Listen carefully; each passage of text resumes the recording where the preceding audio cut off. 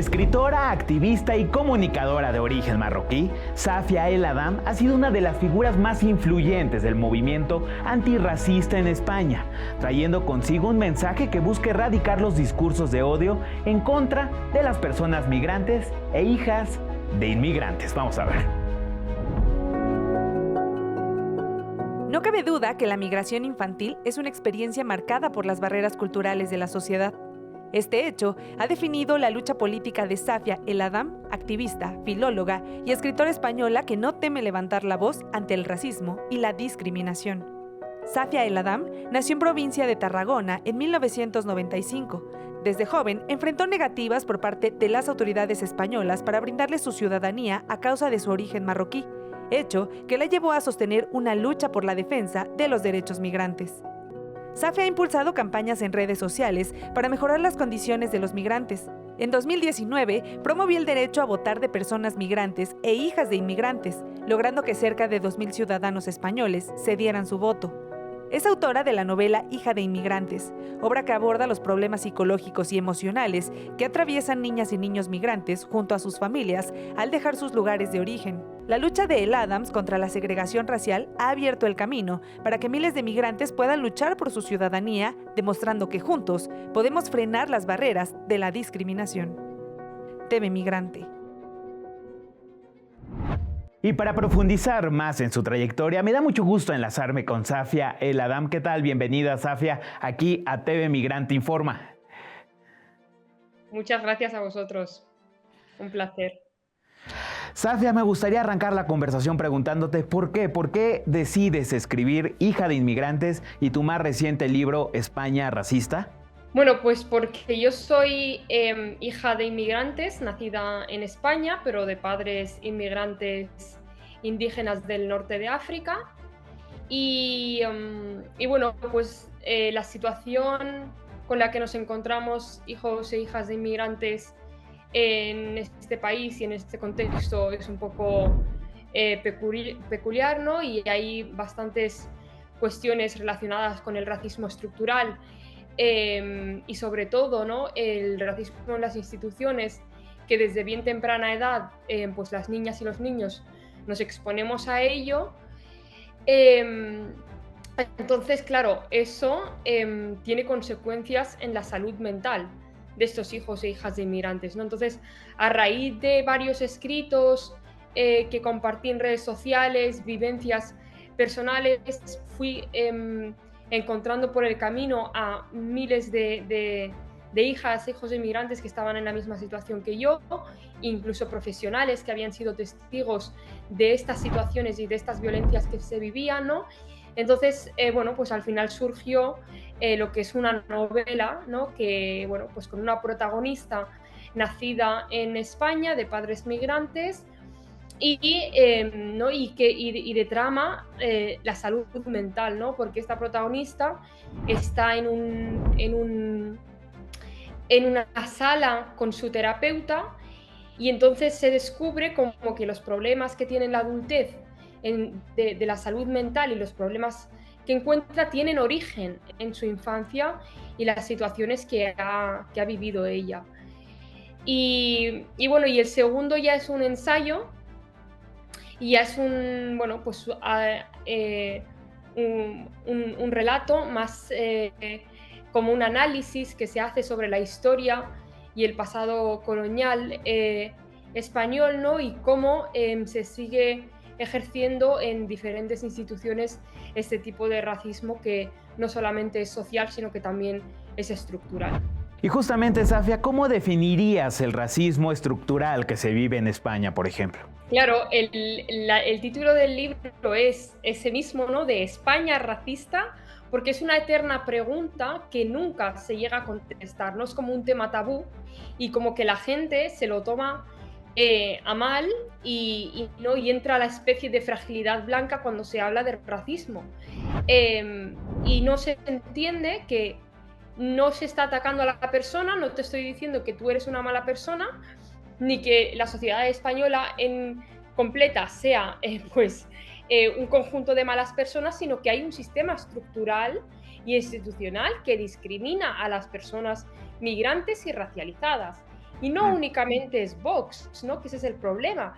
Y también el problema que existe en Estados Unidos, que nos pensamos que el racismo es solamente una cuestión de Trump y no es así, ¿no? Entonces, claro, en España pasa eso, que tenemos grupos de extrema derecha que son abiertamente racistas y violentos, con un discurso muy violento, pero tenemos un gobierno que se dice progresista que no responde a estos actos y que no tiene unas políticas antirracistas, ¿no?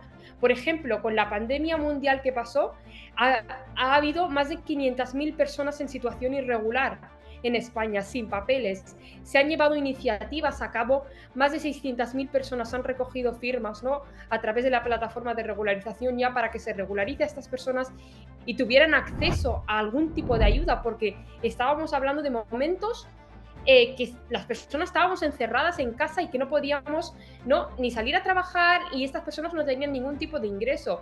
En ese momento, el gobierno no, era el gobierno más progresista de la historia y no se llevó a cabo la regularización. De hecho, a día de hoy todavía se ha llevado a cabo esa regularización, ¿no? Entonces, claro, es una cuestión estructural y sistémica que discrimina a las personas migrantes por ser migrantes, ¿no? Una serie de leyes, una serie de situaciones. Por ejemplo, mi situación personal, que fue por lo que empecé también en redes sociales denunciando, es que los hijos de inmigrantes nacidos en España no tenemos automáticamente la nacionalidad española. No se nos considera ciudadanos españoles, se nos considera extranjeros también, migrantes sin ni siquiera haber migrado, ¿no? Y todo eso conlleva también un recorte de derechos. No podemos votar. Hay ciertas oposiciones para ser trabajadoras del Estado que no podemos hacer, ¿no?, pese a haber terminado nuestras carreras, ¿no? Entonces eso es una denuncia de hace bastantes años que, ¿no?, denunciábamos que había millones de personas en España que no podíamos votar, y entre ellas personas nacidas en España. La primera vez yo conseguí la ciudadanía a los 27 años. Es un ejercicio consciente de racismo. Safia, también vemos expresiones de odio en la región, es decir, estoy pensando en Italia, también en Hungría. ¿Qué valoración haces justamente de estos discursos de odio en Europa, por ejemplo? Yo creo que es lo que comentábamos antes, ¿no? La falta de acción de los partidos que se dicen que son de izquierda, ¿no?, y la falta de compromiso antirracista es lo que hace que los partidos de extrema derecha pues avancen. Claro. ¿Se me escucha? Sí, sí. Sí. Es lo que hace que los partidos de extrema derecha avancen, porque la gente antirracista que confía en estos partidos al final pierde la confianza.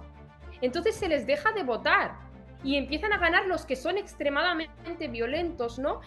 Si tú, no, por ejemplo, aquí con Vox hemos visto en numerosas ocasiones cómo han colgado discursos abiertamente violentos contra menores extranjeros no acompañados en centros de menores y no se les ha hecho absolutamente nada. Entonces, no van ganando autoridad, su voz se convierte ¿no?, en autorizada para ejercer este tipo de discurso y además animar al resto de la población a que lo haga, porque no van a tener consecuencias, no van a tener ningún tipo de consecuencias. Los bulos que vemos en redes sociales también mintiendo que personas migrantes han asesinado a tal, que personas migrantes han robado, bulos que son mentiras y que al final acaban impunes, ¿no? Entonces esto hace que cada vez más tengan más fuerza y veamos el fenómeno que estamos viendo, que se está contagiando por toda Europa, en Estados Unidos, de un auge de la extrema derecha que no hay quien los pare. Pero esto, parte del problema es que no se les ha parado los pies a tiempo.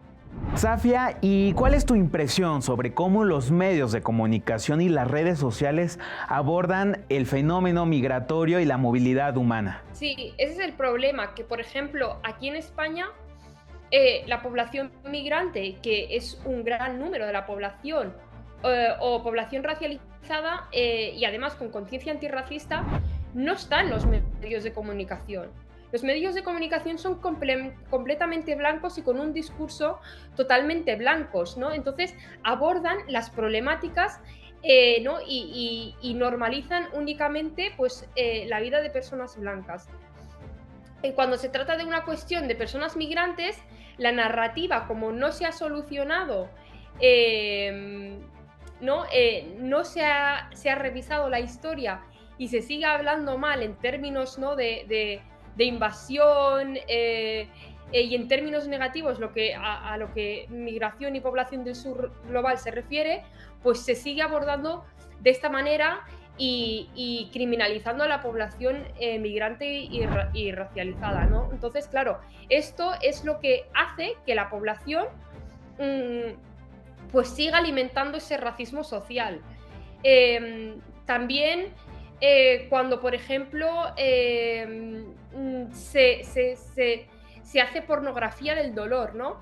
De las personas migrantes, se normaliza el dolor de las personas migrantes, no se les respeta su intimidad, y entonces la gente normaliza este tipo de dolor y ya no reacciona ante los desastres ¿no? provocados por los humanos en los países del sur global. En cambio, cuando ocurre, por ejemplo, en algún país europeo como Ucrania, sí se respeta esa privacidad, sí se respeta ese dolor. La gente como que actúa, ¿no? y se sobreencoge porque nunca habían visto a personas de ojos azules, blancas, sufrir una guerra, ¿no? Entonces, claro, todas estas cuestiones al final afectan a la narrativa y afectan a cómo se ve a las personas migrantes. Muchas gracias, Safia, por estar aquí en TV Migrante Informa. Muchas gracias. Adiós.